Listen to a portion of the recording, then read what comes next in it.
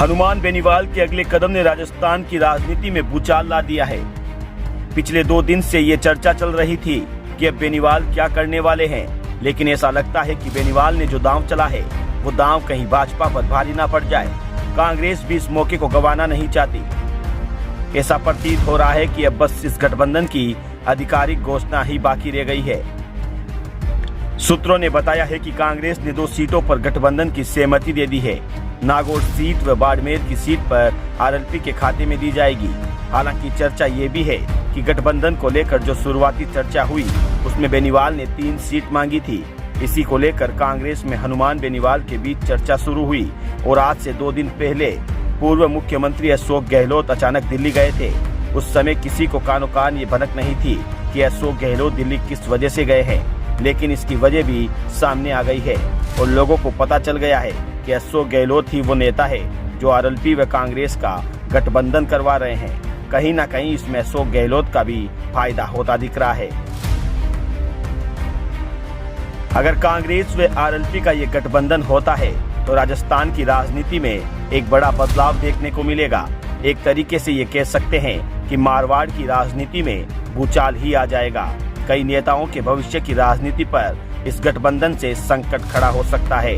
वहीं कई नेताओं की राजनीति संवर भी सकती है। ये बात हम इसलिए कह रहे हैं क्योंकि मारवाड़ के वोटरों का मिजाज भी कुछ ऐसा ही है।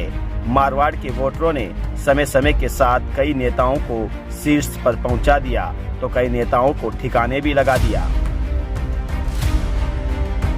अब चर्चा इस बात की है कि किसे फायदा मिलेगा और किसे नुकसान होगा। अगर ये गठबंधन होता है तो सबसे अधिक फायदा खुद हनुमान बेनीवाल को ही होगा। वह इसलिए होगा क्योंकि बीजेपी ने हनुमान बेनीवाल को हाशिए पर लाने में कोई कसर नहीं छोड़ी है। हनुमान बेनीवाल की काट ढूंढने के लिए ज्योति मिर्धा को भाजपा ने अपने साथ शामिल किया। न केवल शामिल किया बल्कि ज्योति मिर्धा को कई ताकत भी दी है। विधानसभा चुनाव ज्योति मिर्धा हार गई थी, फिर भी ज्योति मिर्धा को प्रदेश का उपाध्यक्ष बना दिया गया और 24 घंटे के भीतर ही एक और ताकत देते हुए लोकसभा की टिकट भी दे दी। और इससे ये लग रहा है कि हनुमान बेनीवाल की राजनीति पूरी तरीके से हाशिए पर चली जाएगी। लेकिन ये किसको पता था कि हनुमान बेनीवाल के पास अभी राजनीतिक दांव बाकी है। अब ये गठबंधन हो गया तो हनुमान बेनीवाल को फायदा ही फायदा होगा। दूसरी ओर अशोक गहलोत को भी इससे फायदा होगा क्योंकि पूर्व मुख्यमंत्री अशोक गहलोत अपने बेटे वैभव गहलोत को राजनीति में सेट करना चाहते हैं। अशोक गहलोत को कहीं ना कहीं ये लगता है कि अगर कांग्रेस को बेनीवाल का साथ मिला तो जोधपुर की सीट भी कांग्रेस निकालने की ओर होगी और उनका बेटा सांसद बन जाएगा। इसके अलावा कांग्रेस को ये भी लगता है कि चूरू, राजसमंद, बीकानेर की सीटें भी जाट समाज के वोटर के साथ है और आरएलपी के समर्थक कांग्रेस को ही वोट करेंगे।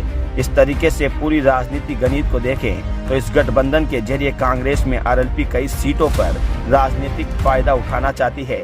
नागौर, बाड़मेर, जोधपुर, चूरू, बीकानेर और राजसमंद ये वो सीटें हैं जहां इस गठबंधन से बीजेपी को बड़ी टेंशन होने वाली है। चर्चा इस बात पर करते हैं कि नुकसान किसको होगा। अगर नुकसान की बात करें तो सबसे ज्यादा नुकसान इसमें ज्योति मिर्धा को होने वाला है क्योंकि ज्योति मिर्धा को अब नागौर में कड़ी चुनौती मिलेगी।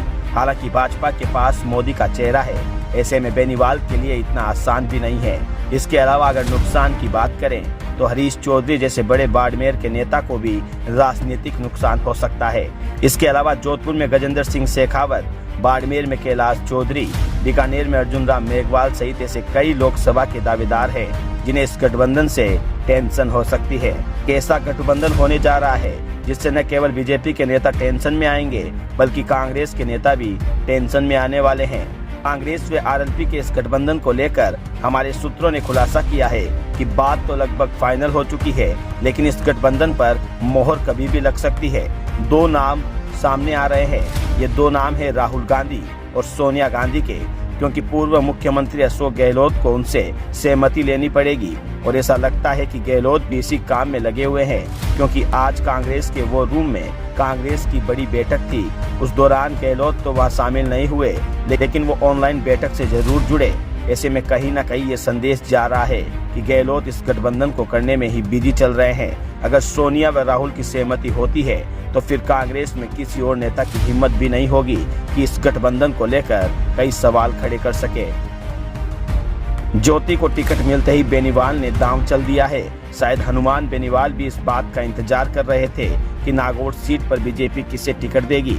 अगर ज्योति मिर्धा की जगह कोई दूसरा दावेदार सामने आता तो शायद ही हनुमान बेनीवाल कांग्रेस से गठबंधन करने की ये रिस्क उठाते। लेकिन ये सबको पता है कि ज्योति मिर्धा व बेनीवाल के बीच राजनीतिक अदावत इतनी बढ़ चुकी है कि दोनों नेता राजनीति में एक दूसरे का राजनीतिक कैरियर खत्म करना चाहते हैं। जैसे ही टिकट ज्योति मिर्धा को मिली तो बेनीवाल ने कांग्रेस से हाथ मिलाने में देरी नहीं की है। बहरहाल इस पूरे मामले में आज या कल तक ये घोषणा हो सकती है कि कांग्रेस और रालोपा में गठबंधन हो चुका है और नागौर से हनुमान बेनीवाल चुनाव लड़ सकते हैं।